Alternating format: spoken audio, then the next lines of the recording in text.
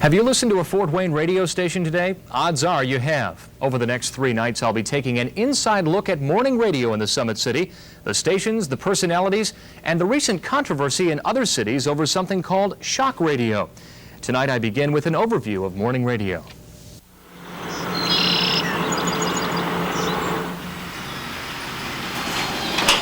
See you tonight, honey. Have a good day.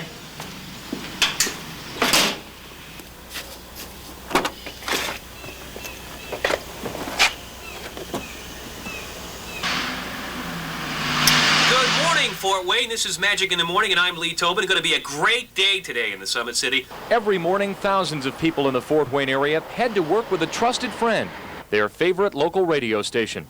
There are about 15 radio stations serving the Fort Wayne area, and for most of them, the morning is the most important time of the day.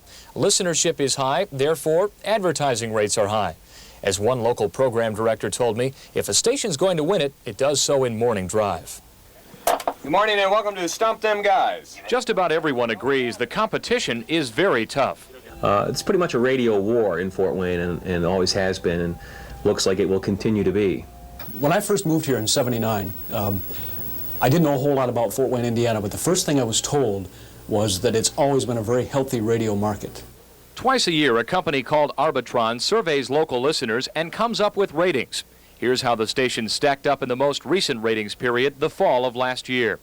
The #1 station in the Fort Wayne metro area among listeners 12 and older between 6 and 10 a.m. was WMEE. The station's contemporary hits format is very strong among teenagers and young adults. In fact, 58% of all teenagers listening to morning radio were tuned to MEE. The second most listened to radio station in the morning, WOWO, was once the dominant #1. WOWO is very popular among older adults, and program director Chris Roberts says the station has recently redefined its format, so it appeals to young adults as well. And the easy way to do that, and probably the most lasting way to do that, is to put things on the air that they relate to.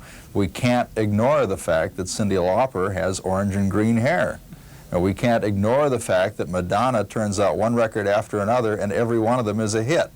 Coming in #3, WAJI, which mixes old and new pop music with news, talk, and information. WXKE, a progressive rock station, is 4th. The station does very little promotion, but is a force in the market. As its name indicates, WEZV is an easy listening station. It's ranked 5th. 2 country music stations are 6th and 7th.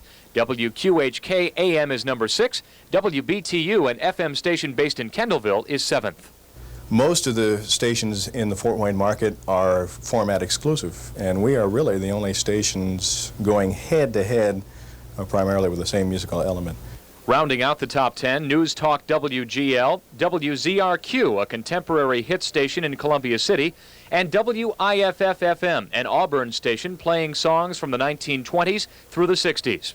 WEZR mixes adult contemporary music with sports broadcasts, but its audience was not large enough to be rated last fall, while WBNI with a classical format is a public station and is not rated.